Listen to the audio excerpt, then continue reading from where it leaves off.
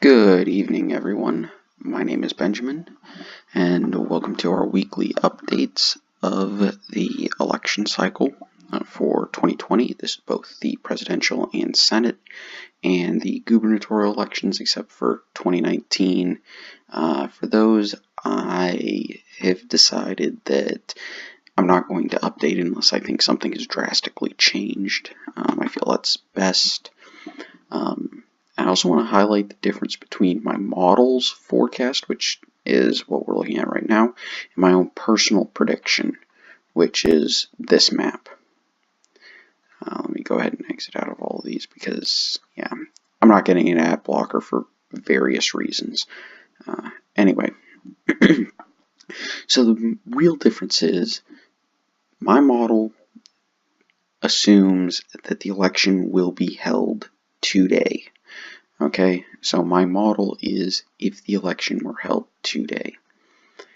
Whereas this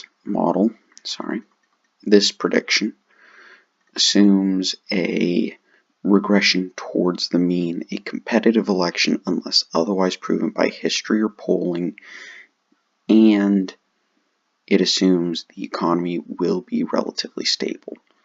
For my model, one thing that I have changed since a couple weeks ago is I decided to take a hard look at the economic numbers, and in response to the increased volatility of the stock market and the losses over the past couple of days, I felt it necessary to drop it down, and there's a very good chance that next week I'm going to actually have the economy hurting Trump a little bit. But right now it's rated as 0, or not helping Trump but not actively hurting him, though not helping him is hurting him.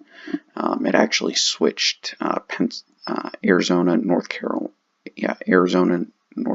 blue, and as well as Florida, which that's significant in my opinion.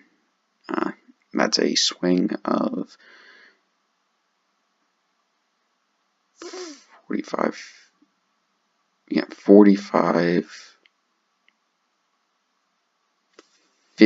That's a swing of 110 votes. So flipping, that's a swing of 110 votes. It also made this vote go blue.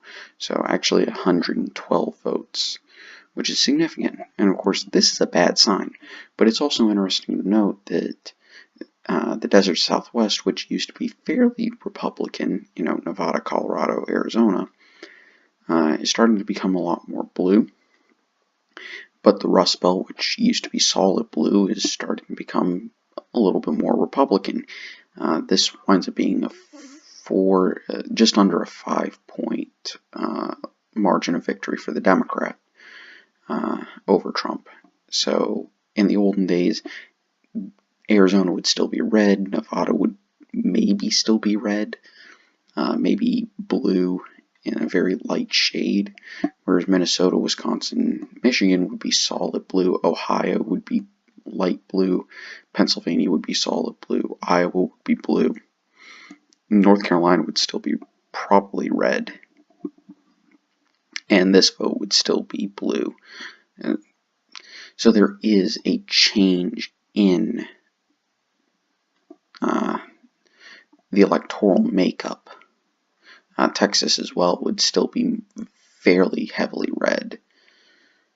So there is a massive change in the makeup politically of the United States that I think is necessary to highlight here.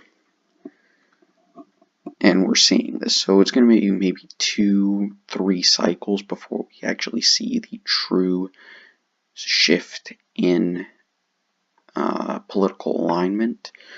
But you could argue that 2016, 2020, and 2024 are going to be realigning elections. I think that's fair to say.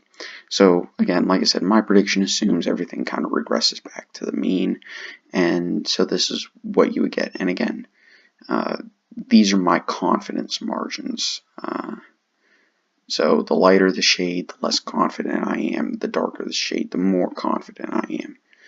I'm waiting until they add a tilt feature so I can have true toss-ups, because there are a few that I consider true toss-ups on this map, namely Wisconsin, Michigan, Pennsylvania. Sorry about that. I'm going to consider this vote in the at-large in Maine, New Hampshire, Arizona,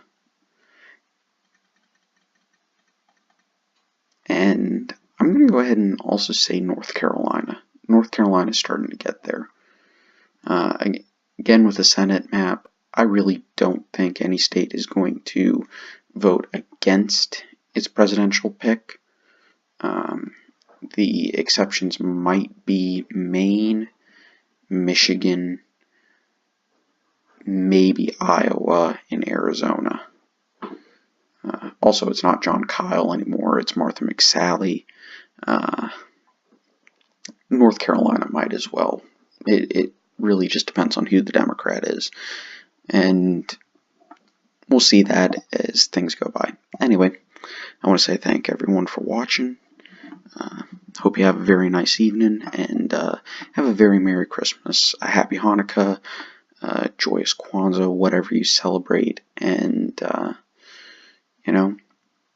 hope y'all enjoy lots of good food and family. Take it easy, y'all. Bye.